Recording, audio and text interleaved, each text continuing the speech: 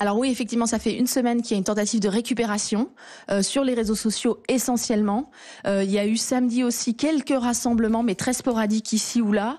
Ils étaient 60 à Berlin, donc on est vraiment très loin de ce qui se passe en France. Et puis pour l'instant, contrairement à la France, c'est vraiment un mouvement qui est repris uniquement par l'extrême droite, avec des revendications qui n'ont rien à voir avec la colère française, puisque ce sont des revendications qui se concentrent contre Merkel et sa politique migratoire.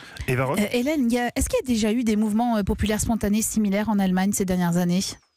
Alors pas du tout. Clairement pas. Il faut remonter, je l'allais dire, presque à la chute du mur de Berlin il y a 30 ans pour voir un mouvement qui part de la base et qui s'étend dans tout le pays d'une manière comme ça très large. En revanche, on peut peut-être faire un petit parallèle avec certaines tentatives citoyennes dans l'est de l'Allemagne contre justement cette politique migratoire faite par Berlin depuis 3-4 ans.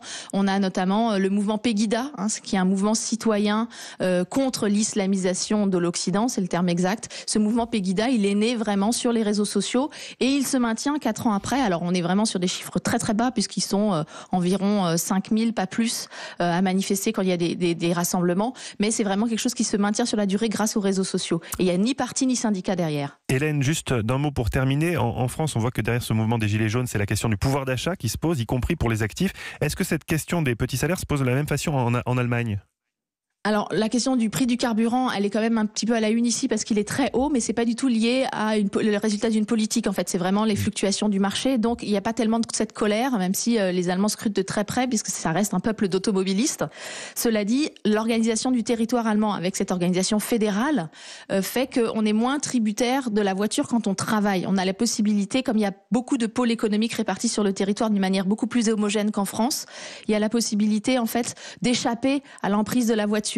Et on le voit aussi parce que les villes ont essayé dans les différents Länder de développer des lignes régionales de train.